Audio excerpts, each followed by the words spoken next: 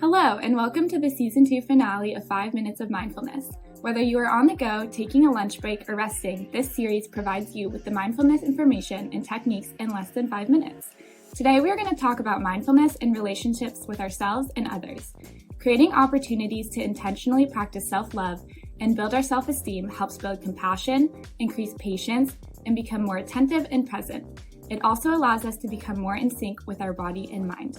One thing that can help us foster healthy relationships with both ourselves and others is understanding the 5 love languages. Love languages are actions that best cater to how we receive and give love. The 5 love languages are quality time, physical touch, thoughtful gifts, acts of service, and words of affirmation. Knowing your love language helps you know what you want from your relationships and how to best practice self-care.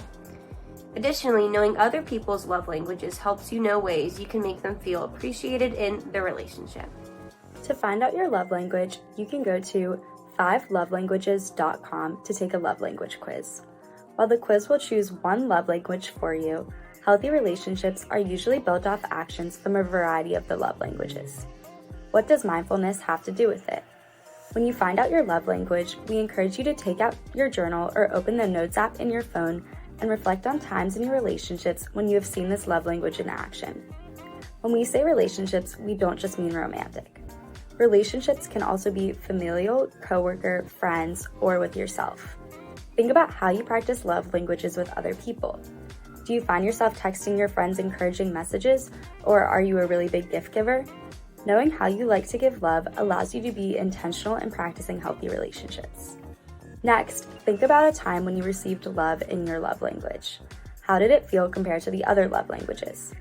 How can you best communicate what your love language is to those around you? Finally, you are also in a relationship with yourself.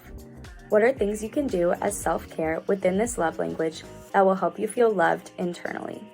If it's acts of service, maybe it's treating yourself to dinner from a restaurant so that you don't have to spend time cooking. If it's quality time, maybe you create time to spend by yourself watching your favorite movie. Find what makes you feel most loved. Thank you for tuning in today. We hope this video and the love language quiz shows you how you feel and give love best. Have a great rest of your semester, and we'll see you next season.